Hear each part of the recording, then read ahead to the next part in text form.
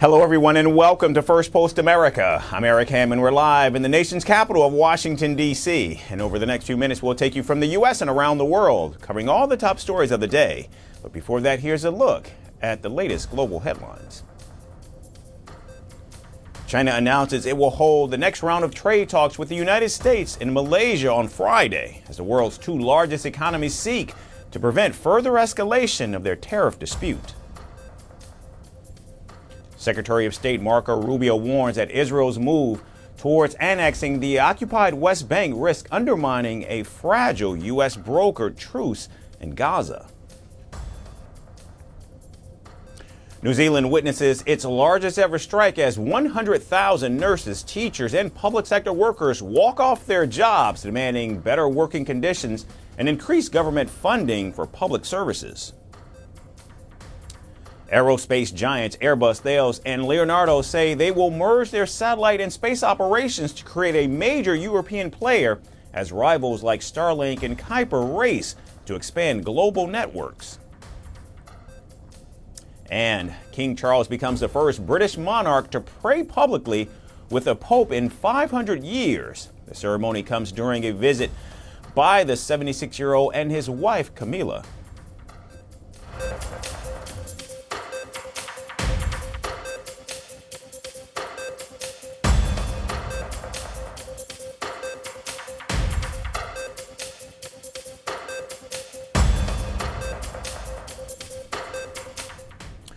We begin today with the latest developments on the Russia-Ukraine war. President Donald Trump has rolled out what he called tremendous sanctions on Russian oil giants. The decision came amid a fresh wave of Russian strikes on Ukraine cities, a Russian nuclear drill overseen by President Putin himself, and Ukraine seeking new military support from Sweden. At the White House, President Trump slapped sweeping sanctions on Russia's two largest oil companies, calling it a direct response to Moscow's refusal to end the war in Ukraine. The sanctions freeze all U.S. assets of the firms and bar American entities from doing business with them. Trump said he had good conversations with President Putin, but they don't go anywhere. He added he still hopes the measures will be short-lived if peace talks resume. The move follows the collapse of a planned Trump-Putin summit in Budapest. It's a very big day in terms of what we're doing. Look, these are tremendous sanctions. These are very big. Those are against their two big oil companies, and we hope that they won't be on for long. We hope that the war will be settled. Well, I think that in terms of honesty, the only thing I can say is every time I speak with Vladimir, I have good conversations, and then they don't go anywhere. They just don't go anywhere. China called the latest U.S. sanctions on Russia a violation of international law. Beijing said it opposes unilateral measures linked to the Ukraine war and criticized similar European Union sanctions that also target Chinese firms. Comments came as global oil prices surged more than 2%, with Brent and WTI touching near two-week highs after President Trump's announcement. The Trump sanctions offensive came as Russia unleashed one of its heaviest attacks on Ukraine in weeks. Drones and missiles tore through cities including Kyiv and Kharkiv, killing at least 7 people, 2 of them children. Ukraine said Russian drones also hit a kindergarten school in Kharkiv.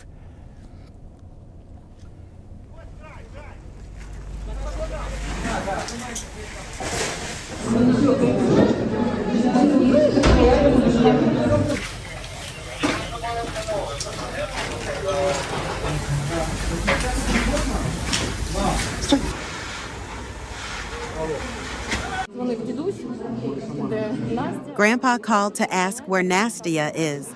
I told him that she was in class. He mentioned the attacks, and I dropped the bags and ran away. Firstly, I saw the burnt car, and then I saw the direct hit, the roof burning, everything inside burning. To be honest, I made my way through the rescuers to get to the child.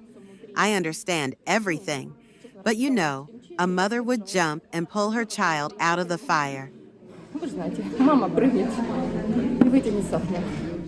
As Ukrainian emergency crews battled fires, the Russian president appeared on state television overseeing scheduled nuclear readiness drills. Meanwhile, on Wednesday, Ukrainian President Volodymyr Zelensky landed in Sweden and signed a letter of intent with the prime minister to purchase up to 150 fighter jets. Zelensky toured the manufacturing site of the jet maker, even getting inside one of the planes.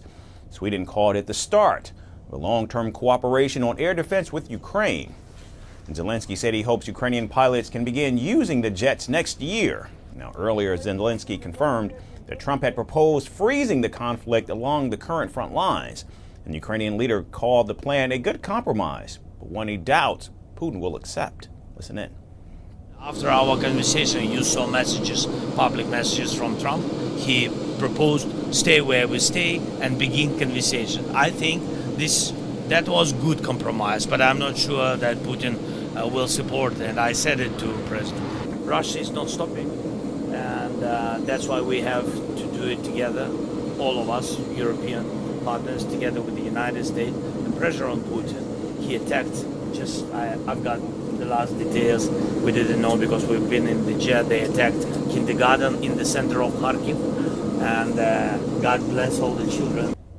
For now, Russia has said it remains immune to the latest U.S. sanctions. Still, the war rages on and the body count continues to rise, leaving leaders on all sides, except Putin, grappling with how to find the off-ramp. And now moving to the Pacific, where the United States has expanded its anti-drug operation, striking 2 boats this week that it says were carrying narcotics. U.S. Defense Secretary Pete Hegseth confirmed that American forces carried out an airstrike on vessels in the Pacific Ocean on Wednesday, killing 3 people suspected of drug trafficking. Now, the strike came a day after another boat was targeted in the same region, resulting in 2 deaths. And according to Hegseth, both vessels were operating along known drug trafficking routes in international waters. The recent strikes were the first to take place in the Pacific Ocean. Previous operations, however, have mostly occurred in the Caribbean Sea, particularly near Venezuela. A short video released by the Defense Secretary showed a small boat loaded with brown packages believed to contain narcotics moving through open waters before being hit by an airstrike and catching fire. In a post on social media, Hegseth described the ongoing anti-drug operations as a fight against organizations that, in his words, wage war. Hegseth also equated the alleged drug traffickers to Al-Qaeda, the terror group that conducted the attacks on the U.S. on September 11th in 2001. And President Trump later told reporters that he has the legal authority to continue striking suspected drug boats. Drugs coming in. They killed 300,000 Americans last year, and that gives you legal authority. We have a national security, really, I will say this, when you look at the people we're dealing with, and we know them, we know the people coming in, we know the boats, we know everything else, we're allowed to do it. It's in international waters. If we don't do it, we're going to lose hundreds of thousands of people. Now, they'll be coming in by land a little bit more because they're not coming in by boat anymore. There are no boats in the water. The U.S. has now conducted 9 confirmed airstrikes against suspected drug smuggling vessels since September 2nd, with at least 37 people killed. A recent strike targeted a semi-submersible vessel in the Caribbean. 2 survivors from an earlier attack were returned to Colombia and Ecuador. Now, U.S. officials have not provided details on the identities of those killed or which trafficking organizations they were allegedly linked to. And the reasons for expanding operations into the Pacific have also not been made public. According to a report, the Central Intelligence Agency is providing most of the data used to identify targets for these airstrikes. Experts say that this could limit public access to information about how the targets are in fact selected. And the developments come amid growing tensions between the Trump administration and the Colombian and Venezuelan governments. Earlier, President Trump referred to Gustavo Petro as a thug and accused him of encouraging drug production. Thug and bad guy. He's a guy that is making a lot of drugs. We've just, as of today, stopped all payments going to Colombia, the country Colombia. Also, the school Colombia. No, we settled. We made a settlement with him. But now he's a thug, and he's a bad guy, and he's hurt his country very badly. U.S. Secretary of State Marco Rubio also branded Petro a lunatic. President Petro responded by announcing that he would pursue legal action in U.S. courts against the American president's remarks. Both Colombia and Ecuador have extensive coastlines on the Pacific Ocean, which experts say are used as transit routes for drugs heading north towards the United States. And the U.S. Drug Enforcement Administration estimates that most of the cocaine bound for American cities now moves through the Pacific rather than the Caribbean. For now, Hegseth has indicated that these strikes will in fact continue. And as the U.S. broadens its strikes from the Caribbean into the Pacific, what remains to be seen is whether this expansion represents a short-term campaign or the start of a longer operation. And now moving to the Republic of Ireland, where violence erupted for the third consecutive night outside a hotel housing asylum seekers near Dublin. Irish police said 23 people were arrested late on Wednesday after hundreds of protesters clashed with officers outside the City West Hotel in Sagart, southwest of the capital. The unrest followed a series of violent demonstrations triggered after a 26-year-old man was charged in court after the alleged sexual assault of a 10-year-old girl near the City West Hotel in the early hours of Monday morning. Authorities have not confirmed his immigration status, but reports say that he was an asylum seeker who inflamed tensions in a country already grappling with growing anti-immigrant sentiment. Now, what began as a peaceful protest on Monday quickly spiraled into chaos on Tuesday and Wednesday. Bottles, bricks, and fireworks were hurled at police, with 2 officers taken to the hospital. A police van also was set ablaze on Tuesday night, sending flames and smoke billowing into the air, while videos showed protesters waving Irish flags, chanting anti-immigrant slogans, and launching projectiles at police lines.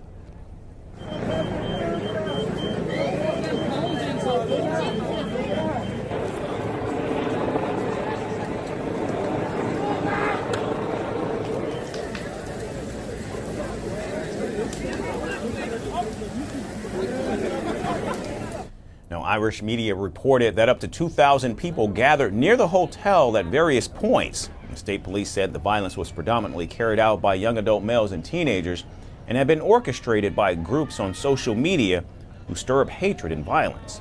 Now, some protesters even attempted to breach police lines riding horses, while a police helicopter was targeted with laser beams. On Wednesday night, around 300 police officers, including public orders units with riot shields and protective gear, were deployed to contain the crowd. And by late evening, the crowd had largely dispersed after several arrests and a robust police response. The Justice Minister of Ireland condemned what he called thuggish violence, warning that those responsible would be charged, named, and dealt with relentlessly. He said the unrest was fueled by people seeking to weaponize crime and spread division. The Prime Minister also denounced the attacks on the police, calling the vile abuse with no justification. And speaking in Parliament, he praised the police for their bravery and professionalism and urged the public not to give in to the fear or misinformation. The Gardaí come from our community. They are there to protect us all. It makes us sad to believe that these people would articulate such vile abuse and would then attack them in a very serious way. Our criminal justice system needs to hold the people responsible for last evening to account. The police have vowed to continue gathering CCTV and body cam evidence to identify more suspects, promising a robust response to any further disorder. The scene remains heavily guarded as Ireland confronts another flashpoint in its deepening debate over immigration and community safety. For now, order has been restored, but tensions remain high outside Dublin's City West Hotel. Hunter Biden is still seething over a moment that captured global attention.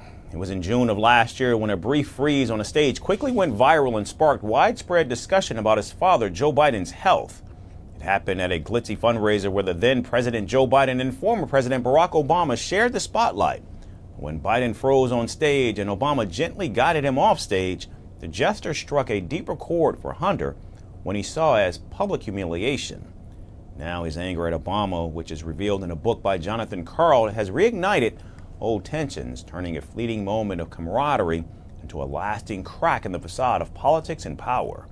Our next story is about 2 former U.S. presidents, one frozen moment, and a son who just can't let it go.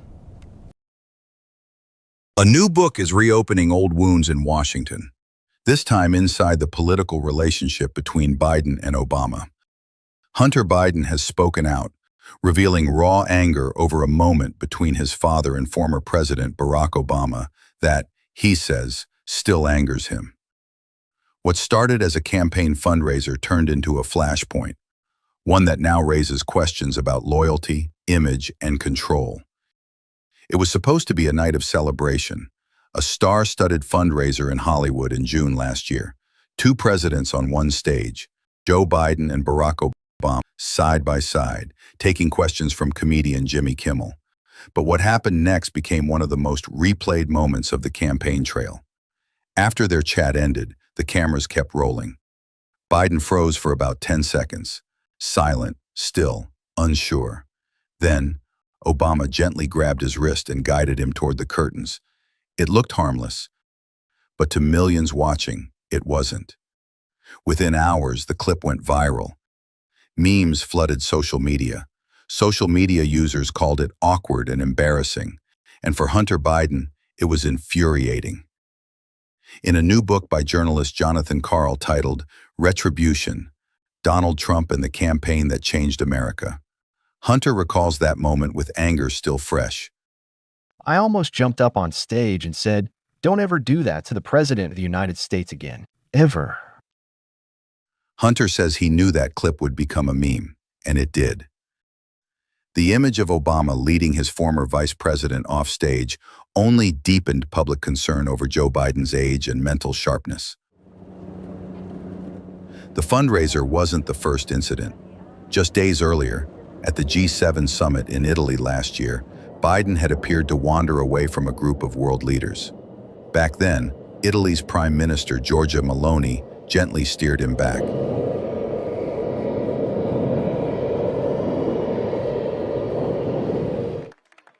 The visuals added to growing pressure on the then 81-year-old president to step aside.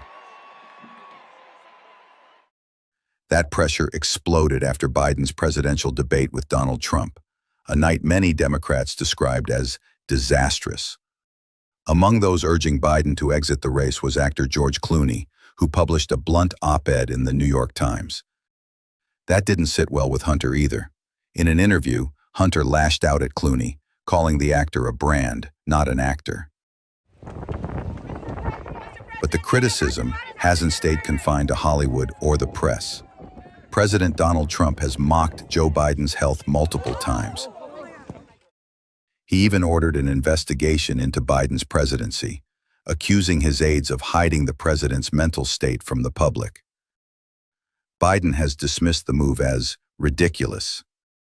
Now, a 10-second pause on a glittering stage has stretched into a long shadow over politics and power. What was once just an awkward moment has become a symbol of tension, pride, and the unraveling bond between old allies. And as Hunter Biden's anger resurfaces, that brief silence on stage continues to speak louder than words.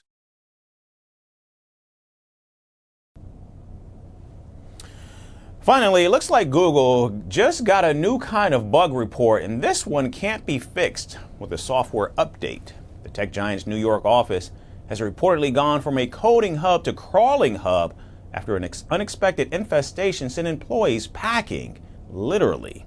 Staff at Google's $2.1 billion Chelsea campus were reportedly told to shut their laptops and work from home.